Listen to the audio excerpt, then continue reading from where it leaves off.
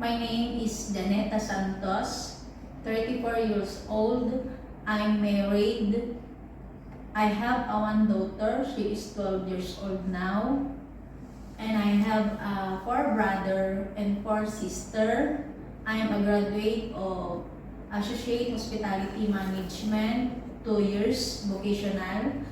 I am from Villa Santiago, Aglipay, Quirino.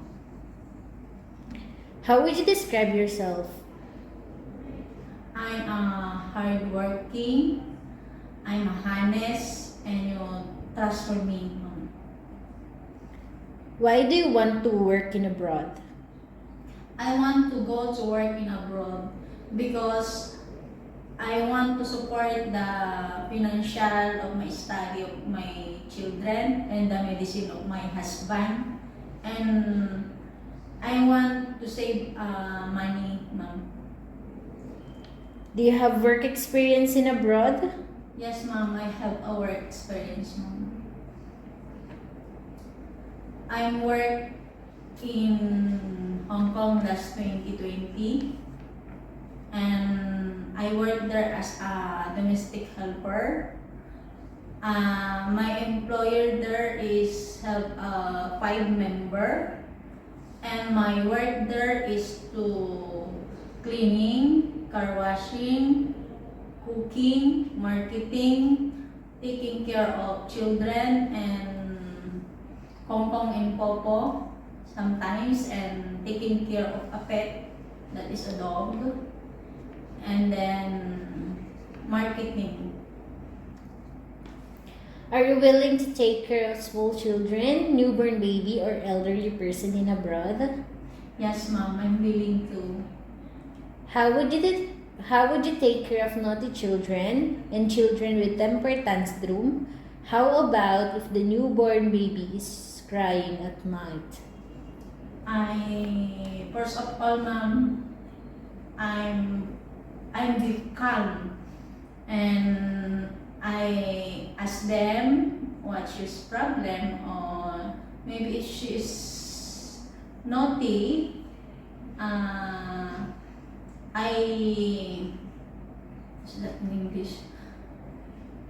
I ask them what you want, then if the baby is crying, I see them if they have a sick or if they have a problem, maybe her diaper is wet or they have a poo-poo, like that.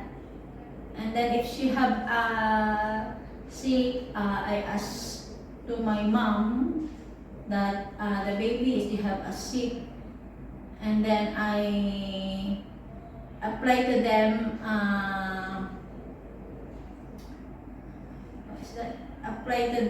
the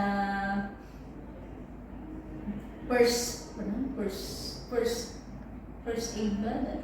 First aid, and I carry them and I song with them children's song.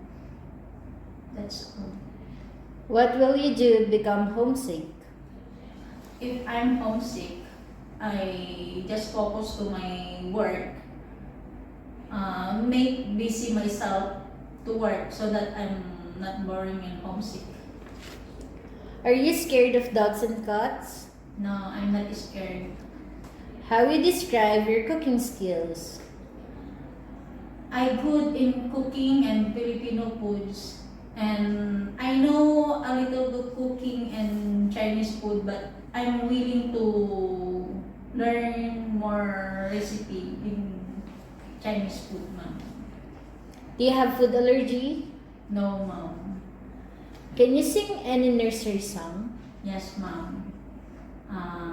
January, February, March, and April, May, June, July, and August, September, October, November, December.